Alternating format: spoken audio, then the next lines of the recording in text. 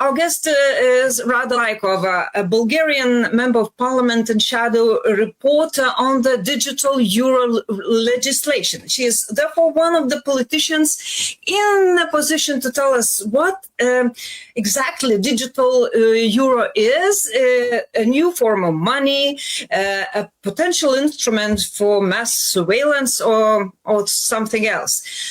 So Rada, thank you for joining us, and let me ask you straight, what is this digital euro? Another form of money, form of mass surveillance that is feared most, controlling people's behavior and punishing those who do not conform to the approved norms. What is it? Thank you very much for having me and for your question. And it's a topic that will immediately have effect on every European citizen, even not only in the Eurozone, because the digital euro will be used in countries also outside the Eurozone in European Union. And in fact, it is not an application, it is not some fancy gadget or just another PayPal. It's a completely new financial model, financial system. It's a central bank digital currency that allows the central bank, the authorities, the European bureaucracy to monitor every transaction of the citizen. So the traceability of what you do, what you buy is very, very critical, because another option that the European Central Bank will have in this digital euro code is to change the code, which means that if there is a problem from the European side, if there is a new crisis, also if there is some directives on climate or CO2 or some big European idea that we have to save the planet, then it's possible for the European Central Bank to actually change the code and put some limits on the money that you own, because it is a code in the European Central Bank. So the programmability of money is something that really, really concerns me as a legislator, because in the beginning it's very convenient for you. It's always with the argument that we want to be modern, we want to only use the digital, and it's so convenient so that you don't even need to go to pay some bills, because it will be directly paid, because it will directly have the option to be programmable. So it means if some condition is met, then you have your digital wallet, your smart wallet, because everything is AI and smart inside of this system, that it decides the condition is met, you can pay this bill to the notary or to your car provider or to whoever, and you don't even need to physically go and do that. And a lot of citizens will be tempted in the beginning by this convenience. But this same convenience is the biggest threat to our freedom, because this convenience also is a double-edged sword. The European Commission has a direct influence on the European Central Bank, has its own directives, its goals, its policy goals, and they also include spending in certain areas or even restricting certain areas. And we know what this European Union has done. It always has taken power from the member states to the European Commission. And at this point, having this power, this really, really strong power in the hands of European Central Bank is very critical, and not only critical, but also not democratic, because this is a completely new system which has not been approved by the European citizens. There has not been a referendum. There has not even been a real discussion in this parliament, because we are here sent by our people to defend their interest. We are the only institution that can control the European Central Bank. But in this issue, they did not even put the option to discuss in plenary, to have some amendments to make it really democratic. No, right now we enter the phase which is called trilogue, between the three institutions. I'm participating as a rapporteur, shadow rapporteur, and coordinator from my parliamentary group, Europe of Sovereign Nations, where we sit together with Mr. Petras Grazoulis, who thank him very much for this option to speak to you. And I see what's happening in this trilogue. We are there, European Parliament, European Council, European Commission, and it's behind closed doors. But honestly, I am convinced that they have other dialogue before our closed doors, because everything is smooth. There is no real discussion. There is no negotiation, because it's supposed to be a negotiation. They agree on everything. They push this through. They want to have it as quickly as possible, and they want to include as much as possible things like really pushing away cash, because we have to really be aware is the digital euro and the cash regulation in one package. So it's one package. It's called single currency package. And they have both things. And on cash, it's called to save cash, to regulate cash, but actually it's not to save cash, it's to phase out cash, because the real text gives a lot of exemptions, a lot of rights for shop owners or any merchant to reject cash. A lot of different conditions on which they can say, I only have a machine, you cannot pay in cash. But on the digital euro, everybody has to accept. So we have a very different policy objective here. They want to put in the digital euro to be convenient, to be accepted everywhere. I will not be surprised if they even put some percentage points for people who use more digital euro to make it more attractive. But cash is a really for the patriotic, for the people who value their freedom, a major point in personal sovereignty, in personal freedom. And right now we're seeing both cash phased out gradually. There is in Brussels many places where they just don't accept cash, just like that. And there is even banks in European Union who don't give any more cash to the customer, because there is this exception. And the exception is getting more and more. And this is simultaneous with the digital euro. So we as opposition here, we have to monitor everything, and we have to pose these questions. And when they say, you are conspiracy theorists, we're not conspiracy theorists.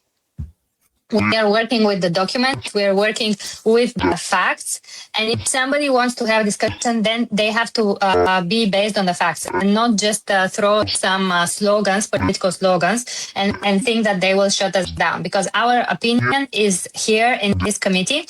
And we also filed something which is called in a procedure minority opinion. So we found actually legal proof that the European Central Bank cannot do this, because it's not her mandate.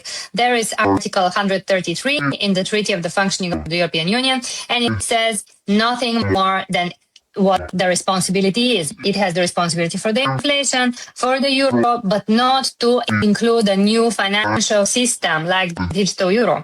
So there is no real accountability for this. And with presenting our opinion, now we have the legal grounds to go further and even go to the Court of the European Union. And also in our group, Europe of Sovereign Nations, we already have the first party who is in government in the Czech Republic. So we will escalate this to the European Council, because it's not in the interest of any sovereign patriotic organization in this union. Okay, could you explain me the technicalities of this? When this, if this digital euro will be introduced, we will have only this wallet, nothing else. All our bank accounts will turn into this digital euro, and that's it. In the beginning, no, of course not. But do you remember 20 years ago, it was not your responsibility and completely compulsory to have also the bank card. Now, even the people who are 90 years old, 8 years old, they receive their pension on the card. So this is the development. Okay, we cannot stop the technology, and we don't want to stop the technology. The problem here is not technology. Technology is neutral. The problem is who has the power, and the power right now in this European Union is not trusted by the European citizens, because I think not only me, we have millions of voters, but also people who are not only voters. They don't trust this European Commission, they don't trust this European Central Bank, and they have the full right to do so because it's treating people like children. It's telling them things that have nothing to do with the truth. Just a couple of years ago on COVID, we remember Ursula von der Leyen showing how to wash your hands. It's not a democracy when you treat your European citizens like they don't matter. Because on this topic, all the world is developing different forms of digital payments, but we have to really differentiate between centralized digital payment and not centralized, like Bitcoin or stablecoin. It's not in the power of one central institution that is accountable to practically no one, because supposedly it's accountable to European Parliament, but not really. Like they come here and they never ever really allow even to discuss the most important topics. I mean, this is you are not telling that you at all. Oh, sorry. That European institutions are lying when they are telling that this will be not programmable money. It just will be money that, like all other without possibility to control, restrict some people from buying this or that, or eating meat, or doing all that green things, and pushing to some green things or whatever things will be, whatever ideology will be pursued by the European Commission. We have to get this straight because this is the very critical point and it's kind of a trick. So the money itself is not programmable. That is true. But the transaction is programmable. So it's like saying, I have a hammer. The hammer is not programmable. But if I hit with the hammer, I can program the hit. So what is important for me as a customer of the bank, as a citizen, in the beginning, this is prohibited. This is prohibited to put conditions like this. But it's possible. And why do you want to make the code so that you can program it if you're never going to use it? It's like saying, I don't know, there were some politicians that said, we don't have a nuclear weapon, but if it comes to it, we're going to use it. So they have the possibility to do that in a crisis. And right now, the programmability works in the smart wallet. As I told you, with the smart wallet, it will be very convenient for people not to go to different services because the transaction, which is programmable, the money is not programmable, but the transaction will just go through because it can be set through the code.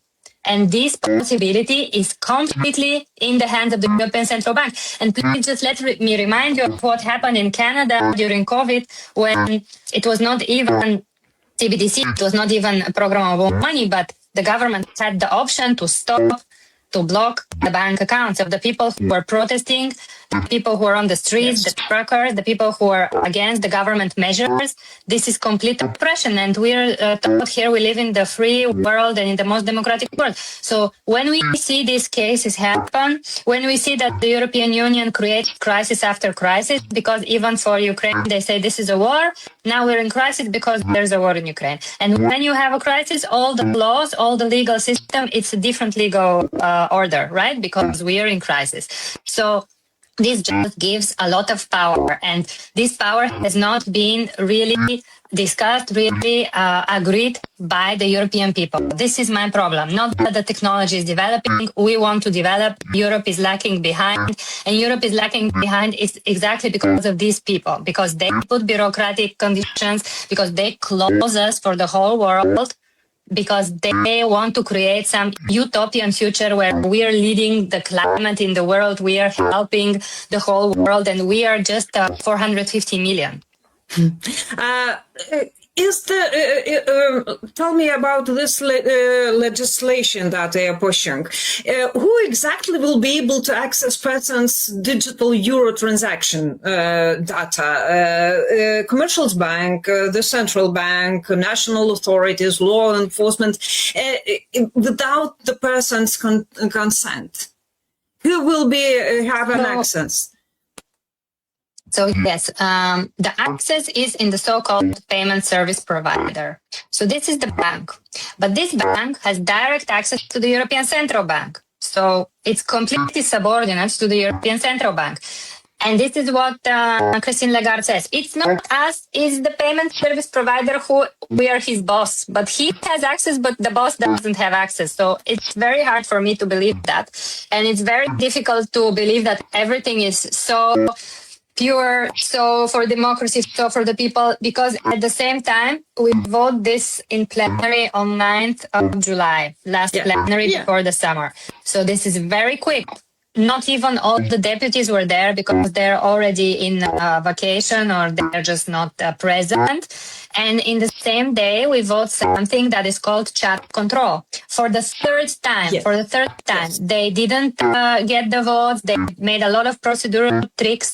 So with this chat control, every authority and bureaucrat can actually, without a court order, the one that is responsible for controlling the personal opinion, the personal messages, the personal correspondence of the people will be able to just look at what they're talking about. And when you relate this to the digital identity, the digital euro, and controlling everything that you say to your family, your friends, this is a very dangerous combination. And the way that they're pushing it makes us very concerned here in Europe of sovereign nations, because it has zero to do with sovereignty, zero to do with the people, and everything to do with the power that they feel is getting away from them because nobody supports these people anymore.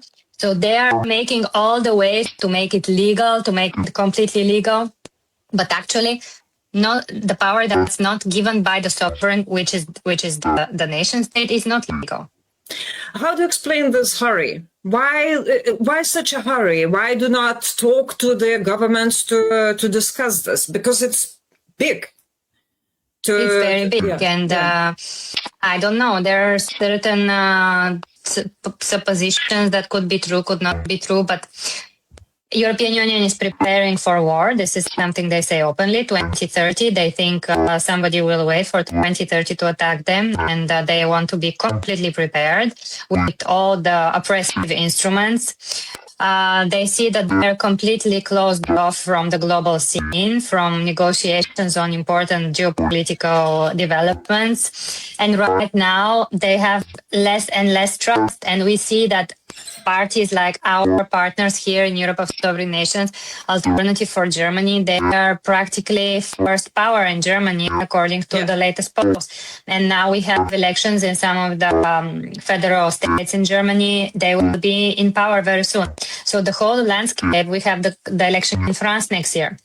The whole landscape in the biggest countries, in countries like Czech Republic, also, okay, they shut down Orban. This was done with a lot of help by European Commission, but they cannot change this wave of awareness, because people just say we don't want to live like this anymore. You are not elected politicians. You are not big figures that can lead us. You have nothing to do with the real European foundation of this union. So you act like corporate CEOs that want to protect their power and their money, and it is not in our interest.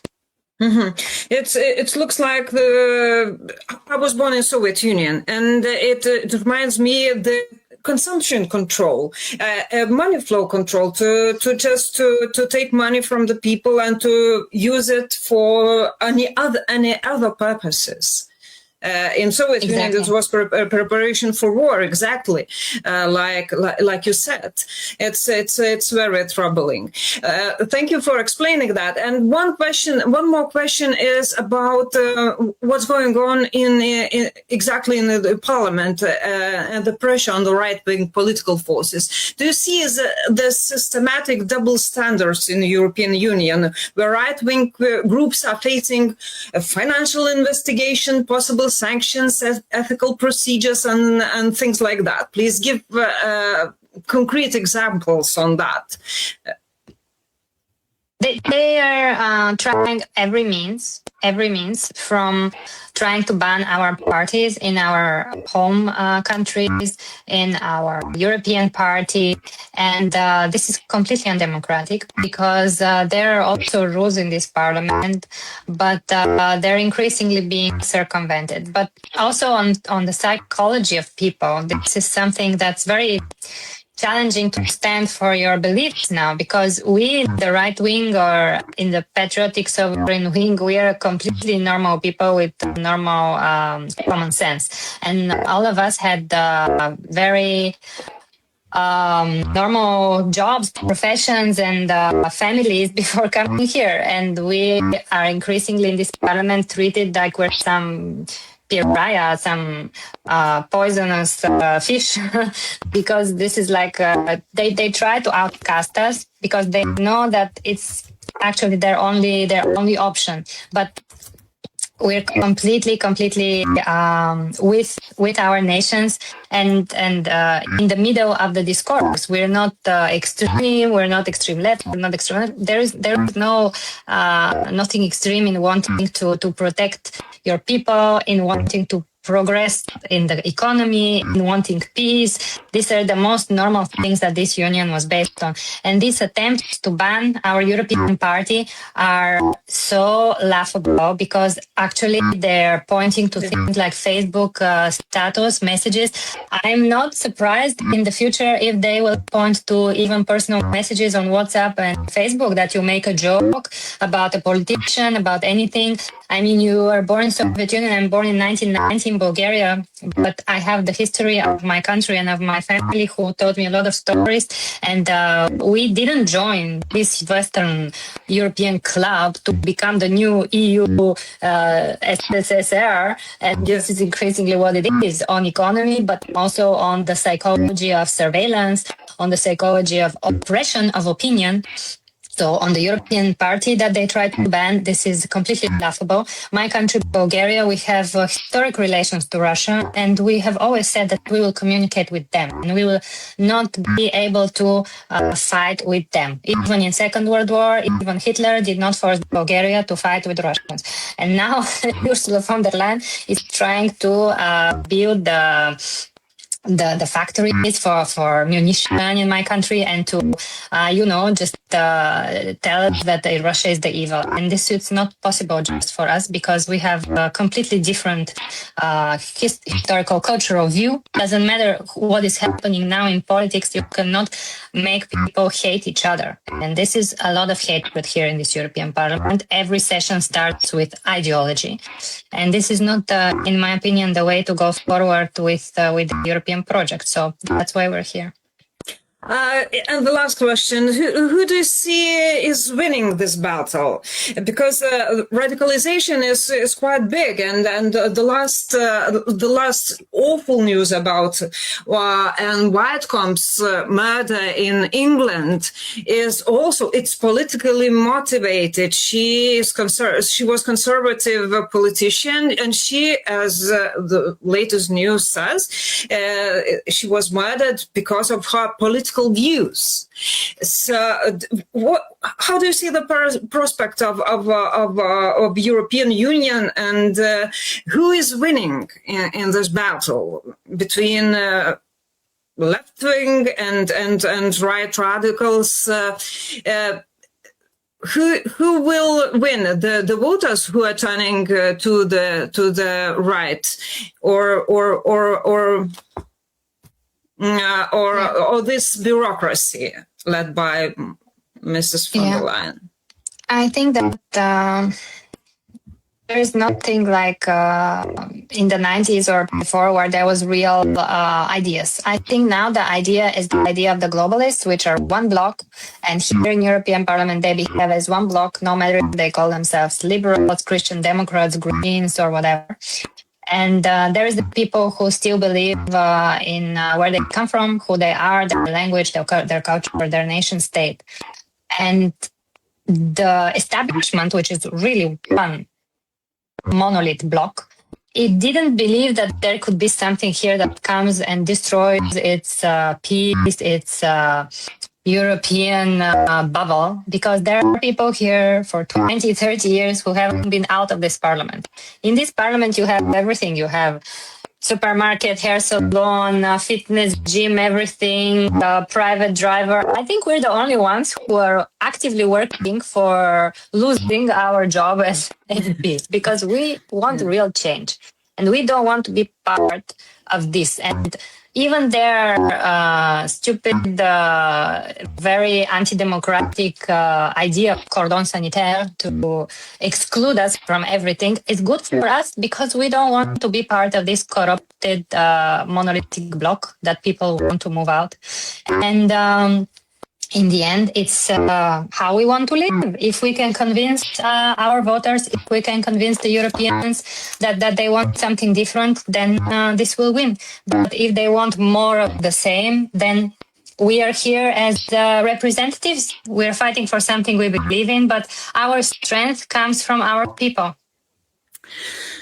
Thank you very much, and I'm very happy for you joining my audience. Gerbiami žiūrovai, mes turėjom čia Radą Laikovą, jinai yra iš tikrųjų Petro Gražulio bendražygė toje frakcijoje, prieš kurią dabar pradėtos tokios savotiškos represijos. Labai jums ačiū, kad žiūrėjote ir iki. Thank you so much. Thank you, and hope to see you here in the European Parliament to continue our discussions, and thank you for the opportunity. Yes, thank you very much.